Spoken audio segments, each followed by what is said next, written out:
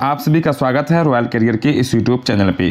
अभी हम लोग इस क्लास में देखेंगे डीएलएड 2023 का जो एंट्रेंस एग्ज़ाम होना है उसके महत्वपूर्ण क्वेश्चन को, जो कि आज का टॉपिक रहेगा विटामिन। यहाँ पे आपको दिख रहा होगा क्लियर। तो यहाँ पे हम लोग विटामिन से जुड़े हुए महत्वपूर्ण क्वेश्चन को देखेंगे, जो कि आपसे साइंस ग्रुप में क्वेश्चन पूछा जाएगा। तो आखिर तक बने रहिएगा, हर एक क्वेश्चन आपके लिए काफ़ी महत्वपूर्ण है। तो चलिए हम लोग बिना समय गवाए हुए आज की क्लास को शुरू कर लेते हैं। उससे पहले यदि कोई चैनल पर पहली बार हो तो चैनल को सब्सक्राइब जरूर कर लेंगे, ताकि इस तरह का जो भी क्लास है आपको हर एक क्लास का नोटिफिकेशन जो है आपको मिलता रहेगा। अब देखिए आपके सामने फर्स्ट क्वेश्चन है। यहाँ पे हम आपका जो भी क्वेश्चन लिया सब आपका काफ़ी महत्वपूर्ण क्वेश्चन है। आंसर मालूम हो तो आप बता सकते हैं। यहाँ पे पहला क्वेश्चन में कहा गया गाजर में कौन सा विटामिन होता है। गाजर जो फल होता है, फल की श्रेणी में आता है, इसमें कौन सा विटामिन पाया जाता है। पहला कहा गया आपका विटामिन ए, दूसरे विकल्प में है विटामिन बी, तीसरे विकल्प में है विटामिन सी और चौथे में है विटामिन के। तो इसका जो सही आंसर होगा वो होगा आपका विटामिन ए। गाजर में आपका विटामिन ए पाया जाता है। चलिए हम लोग आगे बढ़ते हैं दूसरे नंबर क्वेश्चन की ओर। दूसरे नंबर क्वेश्चन में देखिएगा तो दूसरे में कहा गया आपका, ध्यान से देखिएगा आपको क्लियर दिख जाएगा, विटामिन ए की कमी से कौन सा रोग होता है। विटामिन ए की कमी से कौन सी बीमारी होती है ये हमें बतानी है। पहला आपका घेघा, दूसरे विकल्प में आपको दिख रहा होगा बुखार, तीसरा आपका रतौंधी और चौथा आपका स्कर्वी। तो विटामिन ए की कमी से जो है वो होता आपका रतौंधी। ऑप्शन नंबर सी इसका राइट आंसर होगा, जो कि आंखों में रतौंधी हो जाती है, शाम होते ही कोई वस्तु ठीक से दिखाई नहीं देता है। चलिए हम लोग तीसरे नंबर क्वेश्चन की ओर आते हैं। तीसरा में देखिएगा तो तीसरा में कहा गया आपका विटामिन का आविष्कार किसने किया। विटामिन का आविष्कार किसने किया। पहला विकल्प है आपका न्यूटन ए में, बी में दिख रहा होगा आपका फंक, तीसरा आपका है गैलीलियो और चौथा में कहा गया एडवर्ड जेनर। तो इसका जो राइट आंसर हो जाएगा, विटामिन का जो आविष्कार किया है वो किया फंक ने। कब किया है तो ये किया था 1912 में। कब किया था 1912 में विटामिन का आविष्कार किसने किया था, फंक नामक एक वैज्ञानिक ने किया था। चलिए हम लोग आगे बढ़ते हैं अगले प्रश्न पे। प्रश्न नंबर हो जाएगा वो आपका चौथा, और चौथा नंबर क्वेश्चन देखिए तो चौथा में कहा गया इस तरह से, किस विटामिन की कमी से रक्त का थक्का नहीं बनता है। देखिएगा ध्यान से, कौन सी विटामिन की कमी हो जाएगी हमारे शरीर में कि अगर कभी किसी कारण से अगर हमारी मांसपेशी कट जाती है तो ब्लीडिंग जो है जल्दी नहीं रुकता है, ये हमें बतानी है। पहला विकल्प आपको विटामिन ए है, दूसरा विटामिन बी, तीसरा में विटामिन के और चौथा आपका विटामिन डी। तो इसका राइट आंसर होगा वो होगा आपका ऑप्शन नंबर सी, विटामिन के कमी से रक्त का थक्का नहीं बनता है। चलिए हम लोग आगे बढ़ते हैं पांचवें नंबर क्वेश्चन पे।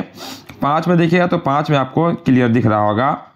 पाँचवें में कहा गया किस विटामिन की कमी से हड्डियां कमज़ोर हो जाती है, यानी हड्डियां जो है वो कमज़ोर हो जाती है किस विटामिन की कमी से। चार विकल्प यहाँ भी दिए गए हैं। पहला है विटामिन बी, दूसरा आपका विटामिन ए, तीसरा है विटामिन डी और चौथा विटामिन के। तो इसका जो सही उत्तर होगा वो होगा आपका ऑप्शन नंबर सी, विटामिन के। विटामिन के की कमी से हड्डियां जो है वो आपकी कमज़ोर हो जाती है। चलिए आगे बढ़ते हैं हम लोग छठे नंबर क्वेश्चन पे। 6 में देखिएगा तो 6 में आपको कहा गया, यहाँ पे 6 नंबर क्वेश्चन में कहा गया है कौन सा विटामिन स्वाद में खट्टा होता है। ये बताइए कौन सा विटामिन है जो स्वाद में हमेशा खट्टा होगा। पहला आपका विकल्प है विटामिन ए, दूसरा आपका विटामिन के, तीसरा आपका विटामिन सी। तो याद रखिएगा विटामिन सी जो है वो आपका स्वाद में खट्टा होता है। विटामिन सी स्वाद में हमेशा क्या होता है, खट्टा होता है। चलिए आगे बढ़ते हैं हम लोग अगले प्रश्न पे। प्रश्न नंबर हो जाएगा आपका सातवें नंबर क्वेश्चन में देखिए तो सातवें में कहा गया विटामिन डी का सबसे अच्छा स्रोत क्या है। विटामिन डी सबसे बेहतर किसमें पाया जाता है, किससे पाया जाता है। पहला कहा गया आपका पानी से, दूसरा आपका नींबू से, तीसरा आपका सूर्य प्रकाश से। तो इसका जो राइट आंसर होगा, सही उत्तर जो होगा वो होगा आपका option number C, Surya Prakash से। यानी विटामिन सबसे अच्छा जो है, सबसे अच्छा जो स्रोत है विटामिन डी का वो आपका सूर्य का प्रकाश।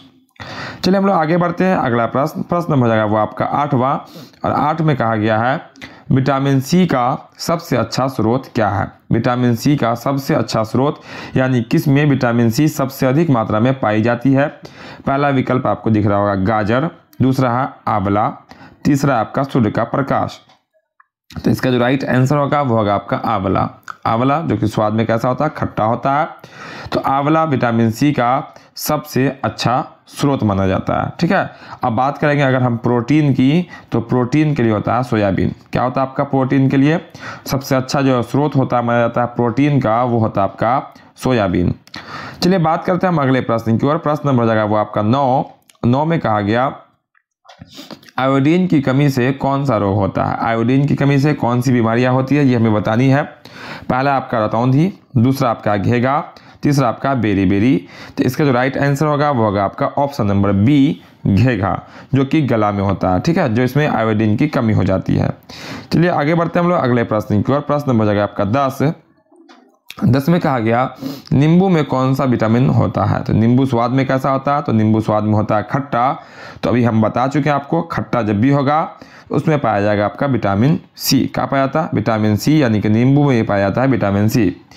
एक चीज़ और याद रखिएगा, आपको इसमें क्वेश्चन पूछा जाता है जल में कौन घुलनशील विटामिन है और जल में कौन घुलनशील नहीं होता, यानी कि वसा में कौन घुलनशील होता है। तो याद रखिएगा, आगे आपको हम बता देते हैं, यहाँ पे ध्यान से देख लीजिएगा।